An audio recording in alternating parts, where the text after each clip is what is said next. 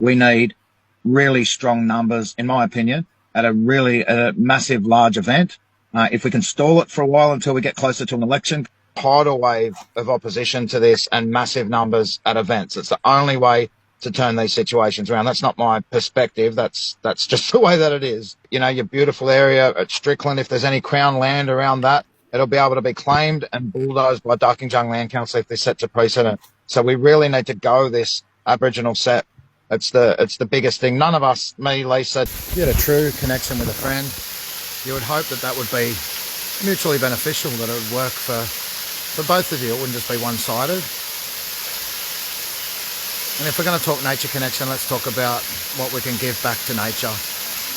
If you really want to give back to nature, you can follow our Facebook page, Coast Environmental Alliance, if you're on Facebook. If not, you can follow my posts here. We've got 2 events coming up for the environment this Friday and next Friday. This Friday I'm performing at Settlers Tavern from 6 o'clock for some local independents that are my friends and amazing women, environmentalists that are running for our local council. And the following Friday we've got a bit of a event coming up at Carryong Progress Hall about protecting the environment at Carryong Sacred Lands. Yeah, I won't bang on about it too much.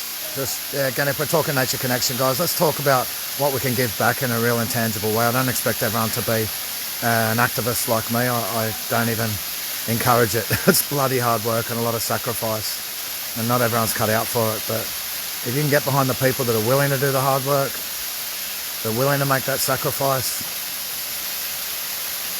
then that's a true connection, because you're giving back to something which gives us everything, our water, our food, our air. I'd really love to see a return back to respectful activism. I don't get or support a lot of activism that's getting around at the moment. Blockading the public, I reckon that's bloody stupid. Like, don't piss off the public, they're the people we're trying to get on side. But absolutely, blockade some of the mines. They're not all as bad as others. The government buildings at times, sure.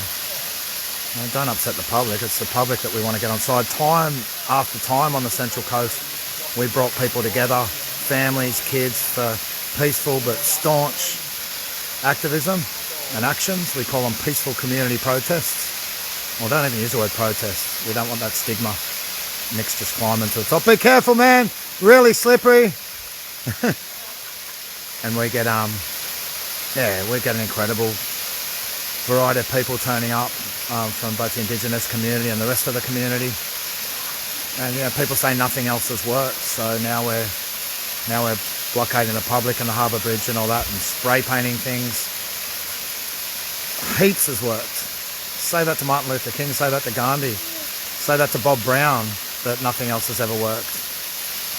There's been heaps accomplished by community coming together and peacefully but staunchly doing everything in our power to protect the land. I know there's that new age bullshit floating around that if you say that you're fighting for the land, you're going to create a situation where you've got to fight for the land. I don't even get where they're coming from. But excuse me for having a bit of sass with what I'm talking about, but I just think that's rubbish. We just need to stand up. It's now or never. And we're over the talk now. Again, it started in January 31st, 1931, not to mention Pemulwuy Mosquito and the Indigenous people that fought to protect this land back in the day. It's gone on for too long. Enough words have been spoken. Going for a run down there. A fella and his wife were down there with their dog. A lot of people walking their dogs in and out of here. A lot of people use this area for exercise as well, I think. They're really insulting this community.